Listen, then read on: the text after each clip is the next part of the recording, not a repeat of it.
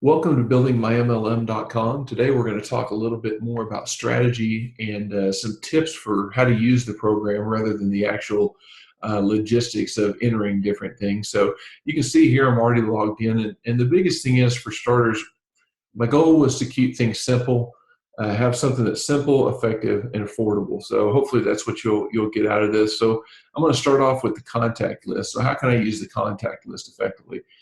First off, I would suggest only putting people in here that you are either currently working the business with or that you intend to work the business with. It really doesn't do any good to have 10,000 contacts in here, people all over the board that are never going to interact with the business. This program is meant to help you improve your business, build up your business, and anything outside of that's just really not doing you a whole lot of good. So I'll start with that. The next thing is the contact list is intended to be your strategy for each person. So if I want to open up an individual person and take a look here, hit the edit, if I'm having to change my strategy all the time, my strategy is probably not very good. And when you first meet somebody, you don't know a lot about them. You're not going to have a lot of good information to put in there. But after a quick visit, you'll start to get a feel for what they're trying to accomplish. Your strategy should pretty much stay the same. The vast majority of the changes or the information that's going to be kind of transitioning over time is going to be captured in the follow-up. So my encouragement would be keep the strategy simple, keep it to be something that is not changing a lot, and just use that as kind of your anchor for people going forward.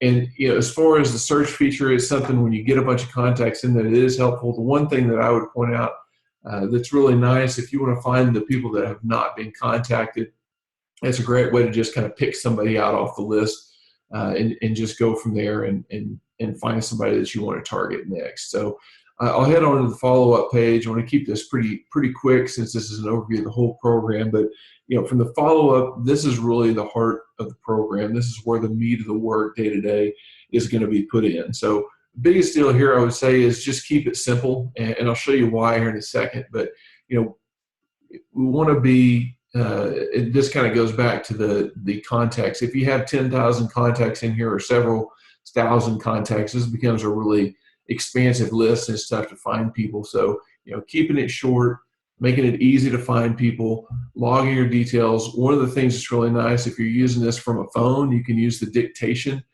So you can quickly look somebody up, click the dictation, record those details, and move on down. So that's a really nice way to just find things quickly.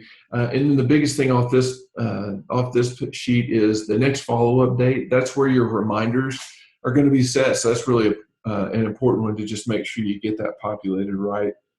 One thing that is really nice, a nice little tip for the search feature here. So if I do a good job of following up with a person, so I have Sue Johnson here. So if I type her name in the search, you can see we pretty quickly limit to all the follow-ups I've done with Sue Johnson. So what this lets you do is, say I've got a meeting with Sue tomorrow and I want to brush up on kind of where we started and where we are now. I can see a history of her, all the follow-ups that I've had. If I end up with 15 or 20 of these, this is where the print table is really nice. This doesn't have to be something that you physically print out, but what it will do is show you a complete list. So if I want to print what I have for Sue, if there are 50 different follow-ups in there for Sue, you can track it. Makes it really easy to go and search and find what you're looking for. So that's a great way to kind of use the program to follow up on individuals. So I would highly recommend that. Skipping on down to the task list, the biggest thing here is tasks are important, but if you find yourself logging a bunch of tasks and not a lot of follow-ups, you're probably fooling yourself. You're not going to grow your business. So keep these simple, keep them important, and they're necessary, but don't let this be the brunt of what you're doing on a day-to-day basis, or you're just not going to see your company grow. With the marketing, one of the things that I like to do here, so the campaign names are important. Another way you can use the search feature, so if I'm having a growth incentive each month, or a customer promotion, or an ambassador challenge, whatever it is, if you'll do a good job of naming these campaigns, then I can narrow it. So you can see I'm typing in growth here. I'll be able to see a history of all the growth campaigns that I've done over time. Again, if you want to print that, you can, but this is a great way to see what campaigns you're running over time who the winners are. You can see here, maybe I need to mix up the contest rules because I have the same person that's winning over and over. But that's a great way to use the search feature here and kind of keep track of what you're doing. Let's see, another thing here.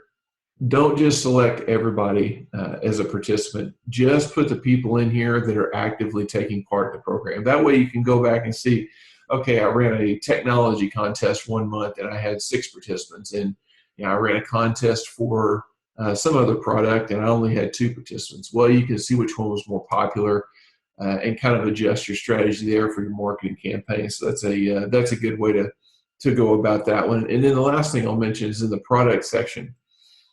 Biggest thing here is you're not searching for products.